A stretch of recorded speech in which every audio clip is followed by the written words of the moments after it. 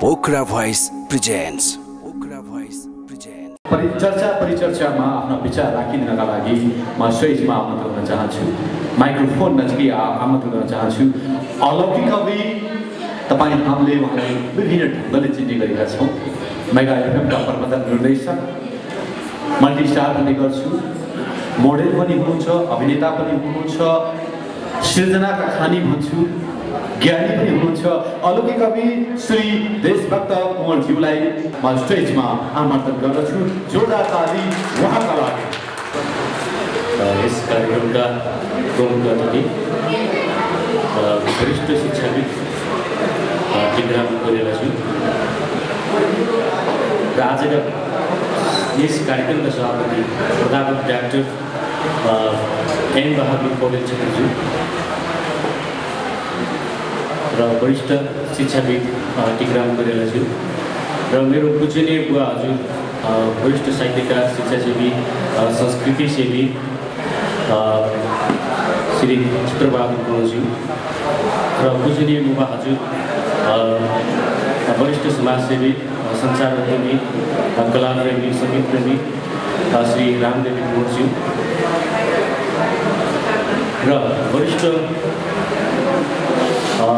स्वास्थ्य सेवी प्राध्यापक डाक्टर ध्रुव बहादुर अधिकारीज्यू उहाँलाई पनि म सम्झन चाहन्छु र विगत लामो समयदेखि स्वास्थ्यको सेवामा काम गर्दै आइराख्नु भएको छ।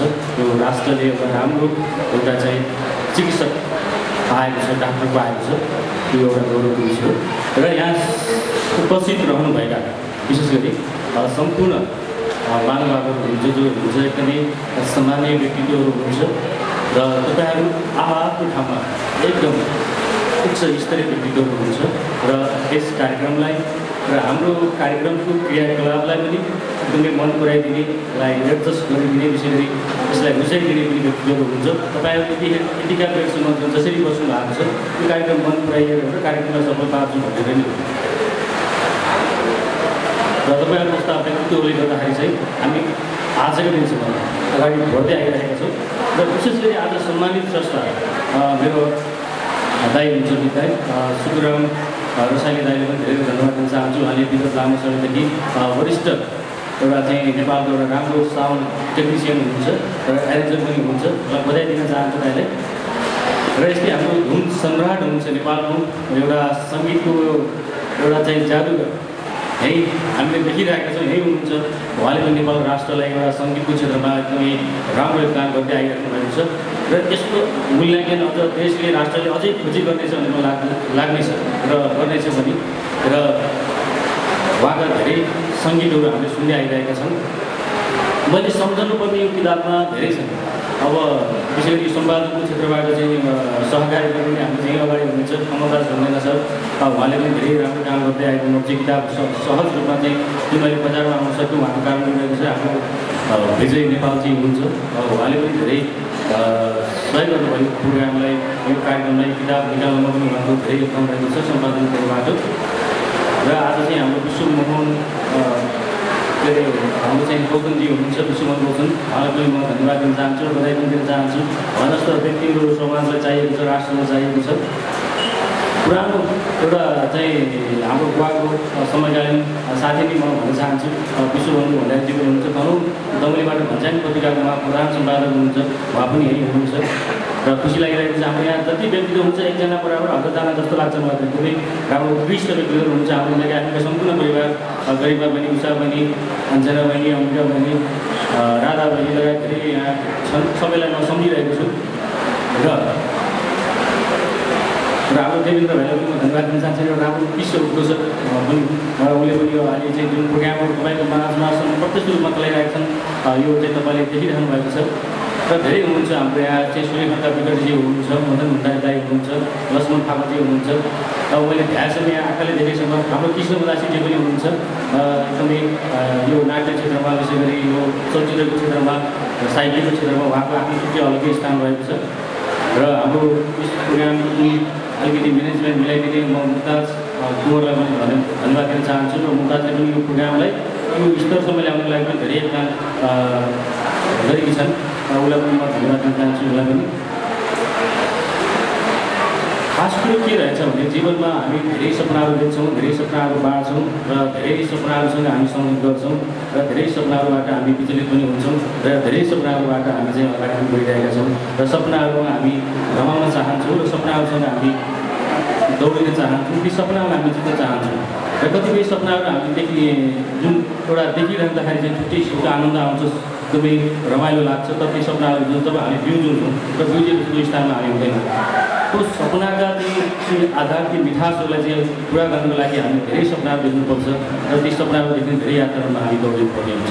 र बुवाको जीवन कथामा मैले के भेटाएको छु भने जुन पहिलाको जीवन सङ्ग्रह रहेको छ, त्यो जीवन सङ्ग्रहमा धेरै व्यक्तिहरूले बुवाको बारेमा लेखिएका कुराहरू के भने यो किताबमा चाहिँ विशेष गरी बुवाले स्वयं आफैले लेखेका कुराहरू रहेका छन् र बुवालाई चाहिँ पहिला अर्कै तरिकाबाट मैले बुझेको थिएँ। बुवाको साथीभाइहरूले विशेष गरी बुवाका नजिकका चाहिँ विशेष गरी आफन्तहरूले र बुवासँग सम्बन्धित बुवाका चाहिँ आफ्ना साथीभाइहरूबाट लेखिएका कुराहरू मैले पढ्ने मौका पाएको थिएँ। किताबमा चाहिँ बुवा स्वयं आफूले धेरै विषय किताब मैले पढ्ने मौका पाएँ र यसले गर्दाखेरि चाहिँ मलाई के भयो भने चाहिँ अलिकति नयाँ कुरो बुवाबाट पाएँ। किनभने जुन मैले इस्लाममा रहेको छु म र यो बुवाको र मम्मीको कारण नै रहेको छ र बुवा र मम्मीको कारणबाट आज मैले जुन जति मैले यो प्रगति गर्न सकिरहेको छु र जति तपाईँको मार्गदर्शन दिन सकिरहेको छु त्यो बुवा र मम्मीलाई नै म एकदमै धेरै आभार दिन चाहन्छु र बुवा र मम्मीको धेरै अझै पनि आशीर्वाद दिन चाहन्छु र बुवा जतिको म गर्न सक्दिनँ, किनभने बुवाले जीवनमा धेरै चाहिँ योगदानहरू गरिसकेको छ, धेरै समस्याका पाटाहरू चाहिँ बुवाले चाहिँ धेरै उसमा चाहिँ हिँडिरहेको छ, यात्रा गरिरहेको छ। तर त्यो यात्रामा चाहिँ म केही हिँड्ने प्रयास र केही चाहिँ बुवाको ती यात्राहरूलाई एउटा चाहिँ सँगाल्ने विशेष गरी त्यो यात्राहरूमा एउटा हिँड्ने जोडिने एउटा चाहिँ प्रयास मात्र गरिरहेको छु भनौँ, त्यो विषयका दिनहरूले देखाउँछन् र समाजले चिनेर पनि नचिनेको व्यक्ति हो जस्तो लाग्छ मलाई बुवा। किनभने बुवाले गरेका योगदानहरू बुवा आफैलाई सन्तुष्टि भए तापनि बुवा आफैलाई चाहिँ के फरक नपरे तापनि मेरो विचारमा के लाग्छ भने बुवाले गरेका योगदानहरू अझै पनि समाज र राष्ट्रले कदर गरे जस्तो लाग्छ, कदर गर्नुपर्छ जस्तो लाग्छ। किनभने समाजमा एक किसिमका मान्छेहरू हुन्छन् र एक किसिमका व्यक्तिहरू हुन्छन् र धेरै किसिमका व्यक्ति र समाजहरूमा धेरै किसिमका व्यक्तिहरूले सोचेका ती कुराहरू फरक हुन सक्छन्। तर जुन स्रष्टाले सोचेको कुराहरू हुन्छ त्यो अन्य व्यक्तिहरूले नबुझेका हुन सक्छन् र बुझेर पनि नबुझेका हुन सक्छन् भन्ने कुरो मलाई लाग्दछ। र बुवाको बारेमा जान्दा हाम्रो असफल गौतमजीले भनिसक्नु भयो, धेरै कुरा त्यसमा आइरहेको छ र म छोटकरीमा के भन्न चाहन्छु भने बुवाबाट मैले धेरै कुराहरू सिक्नु छ र सिक्न पुगिरहेको छु र बुवाले नै गर्दाखेरि नै जुन म यो क्षेत्रमा कला साहित्य सङ्गीत क्षेत्रमा अगाडि बढ्न सकेको र जुन यो संसारको ठुलो कुरा रहेको छ मेगाफिल्म पनि बुवाको धेरै लगानी रहेको छ र त्यस्तै खालको चाहिँ आर्थिक स्थिति भएको व्यक्ति भएको भए सायद गाह्रो हुन्थ्यो होला जस्तो मलाई लाग्छ। किनभने यो सोसियल हो, यो काम सोसियल काममा चाहिँ यसमा आम्दानी हुँदैन, यो सबै यहाँ लगाइरहेको त मिडियाको साथीहरू बुझिराख्नु भएको छ र तैपनि आफ्नो इच्छालाई र आफ्नो चाहनालाई पर राखेर पनि जुन आउने सन्ततिहरूको लागि बुवाले जुन यो सञ्चार क्षेत्रमा लगानी गरिसकेको छ एकदमै ठुलो लगानी हो यो र यो लगानीले चाहिँ एउटा सञ्चार क्षेत्रमा आउने पिँढीहरूलाई सञ्चार क्षेत्रमा अहिले लागिरहेका सञ्चारकर्मीहरूलाई धेरै एउटा मार्गदर्शनको बाटो बनिरहेको मैले महसुस गरेको छु र तपाईँलाई म बुवाकै केही कुराहरू जानकारीका साथ म एउटा कविता भन्न चाहन्छु। यो कविताको शीर्षक रहेको छ ढुङ्गा र यो ढुङ्गा भन्ने कविता सङ्ग्रहबाट म तपाईँको लागि राखेको छु। मलाई किन ढुङ्गा भन्छु तिमी, के म साँच्चैकै ढुङ्गा हो र म कदापि ढुङ्गा हो, तर ढुङ्गा जस्तै मान्छे हो। बेकारमा मलाई ढुङ्गा भनेर गाली नगर, भारी हात लगाएर श्राप नहाल, बिना सिद्धि मलाई ढुङ्गा भनेर नकर। के तिमीले रात दिन पूजा गर्ने वर मन्दिर पनि ढुङ्गाले बनेको होइन? तिमी अहिले जहाँ उभिएकी छौ त्यो पनि त ढुङ्गाले बनेको धरती हो। ढुङ्गासँग मन हुन्छ, तर भावना व्यक्त गर्न सक्दैन। ढुङ्गासँग आँसु हुन्छ तर ऊ बगाउन सक्दैन। ढुङ्गासँग आँसु हुन्छ तर ऊ मुस्कुराउन सक्दैन।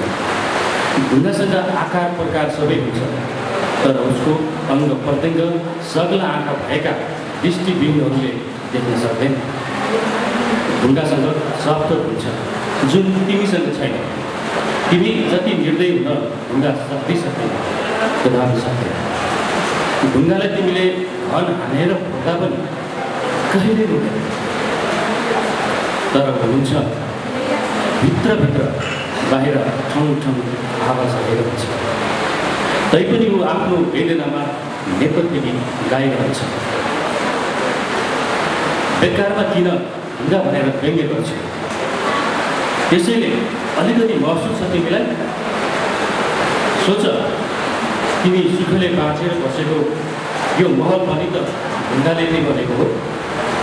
यो धरतीका सारा बजार, यो सहरका ठुला कञ्चुमी भवन अनि राजाले बनाएको दरबार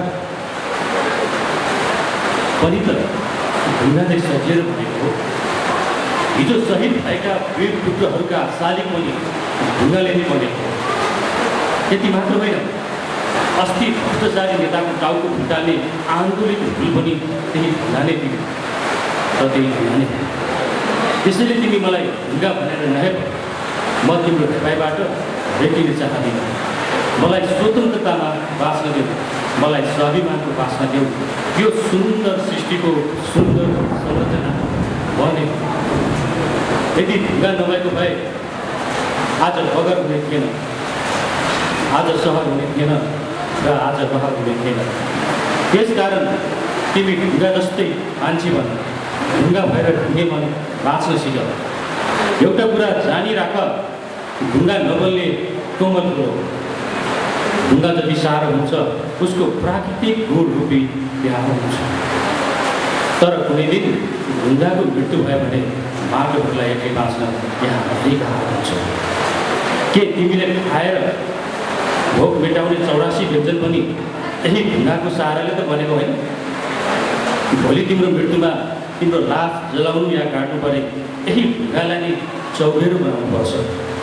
हेर त कति आवश्यक छ यो ढुङ्गाको।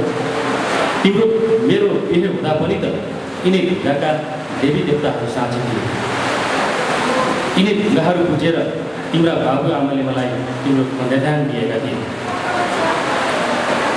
तिम्रो र मेरो बिहे भएको यज्ञको मण्डप पनि त यही ढुङ्गा नै थियो। तिमीले र मैले सुहाग रात भङ्गाको बन्द कोठा पनि त यही ढुङ्गा नै थियो। हेर त ढुङ्गामा कति शक्ति रहेछ, कति ढुङ्गा बलवान रहेछ र कति बुझेली रहेछ। तैपनि तिमी मलाई ढुङ्गा भनेर अझै घेरा गर्छौ है? कति मान्छे हो तिमी? ढुङ्गाको जस्तो तिम्रो गुण भइदिएको भए तिमी संसारकी सबैभन्दा अनमोल रत्न हुने थियो, यो ब्रह्माण्डकै मुटु हुने थियो। तर अफसोस तिमीमा ढुङ्गा जस्तो गुण कहिल्यै हुन सक्दैन। हेर त यो धरतीका सारा अस्तित्वहरू ढुङ्गाकै आधारले त अडिएको छ। एकछिन मौन बसेर कल्पना गर त, यदि यो संसारमा ढुङ्गा नभएको भए के हुन्थ्यो? ओहो, कल्पना गर्दा पनि कहानी लागेर आउँछ। सुन तिमी, ढुङ्गा बिना यो संसार अधुरो र अपुरो छ।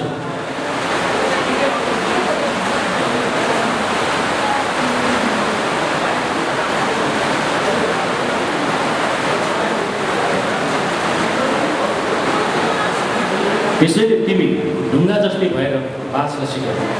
ढुङ्गा जस्तै भएर अरबौँ वर्षसम्म पनि धैर्यतापूर्वक इमान्दार भएर बाँच्न सिक। जुन ढुङ्गालाई तिमीले जहाँ राख्छौ त्यो ढुङ्गा कसैले नफाले, त्यो ढुङ्गा त्यहीँ बसिरहन्छ, कतै जाँदैन। हामी आफै अवलोकन गर्न सक्छौँ। पहाडको एउटा खोजमा बसेको ढुङ्गा म सानो छँदा पनि त्यही थियो, अहिले पनि ऊ त्यही छ। उसको कति प्राकृतिक प्रकोप सहेर पनि उसले इमान्दारीपूर्वक त्यही बसिरहेको छ। 1 इन्च पनि कतै सरेको छैन। भोलि कसैले त्यो ढुङ्गा कतै चलाए म जान्दिनँ। सुन, आज ठुला ठुला नदीमाथि मान्छेहरू ओहोर दोहोर गरेर सीमा पारी गर्ने पुल पनि त त्यही ढुङ्गाले नै बनेको हो। हेर त यो ढुङ्गामा कति योगदान छ। आज मान्छेले किनबेच गरेर कमाएको रकम पनि त यही ढुङ्गाबाट नै बनेको त हो। आज मान्छेले हिँड्ने बाटो पनि त यही ढुङ्गाबाट नै बनेको त हो। अनि एउटा निश्चित ठाउँमा पुग्ने गन्तव्य पनि त यही ढुङ्गा नै हो। त्यसैले बिन्ती, तिमी मलाई ढुङ्गा भएर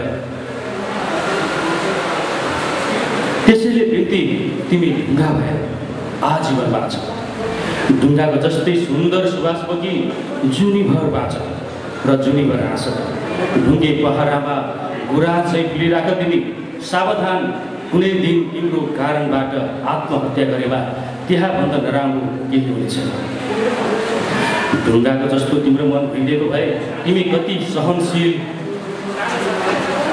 मान्छे हुन्थ्यौ। ढुङ्गाको जस्तो तिम्रो मन भइदिएको भए तिमी कति सुन्दर नारी हुन्थ्यौ। ढुङ्गाको जस्तो तिम्रो धन भइदिएको भए तिमी कति पुँजीवादी नारी हुन्थ्यौ। तर के गर्ने, दुर्भाग्य नै भन्नु पर्यो, तिमीमा त्यस्तो कुनै पनि गुण छैन। तिमीमा त केवल अज्ञानताको अहङ्कार र वैज्ञानिकको व्यवहार बाहेक केही पनि छैन। त्यसैले तिमी ढुङ्गाको यो त्यागलाई बिर्सिएर बसेकी एउटा स्वार्थी नारी हो। निष्ठुरी नेम बाँचेर अहङ्कारको सिँगार गर्ने एकहोरपन हो। त्यसैले तिमी म जस्तो ढुङ्गा भएर जिउन तिमी सक्दैनौ। म जस्तो ढुङ्गा भएर केही पनि गर्न जान्दैन। तैपनि म तिमीलाई अन्तिम पटक भन्छु, यही ढुङ्गा भएर बाँच्ने हो भने तिमी आऊ म जस्तै ढुङ्गा भन्न खोज। सृष्टिको सुन्दर वस्तु नै ढुङ्गा हो भनेर रोज। खबरदार, यदि ढुङ्गालाई तिमीले झेल गर्यौ भने तिमीलाई महापाप लाग्नेछ। हो, महापाप लाग्नेछ।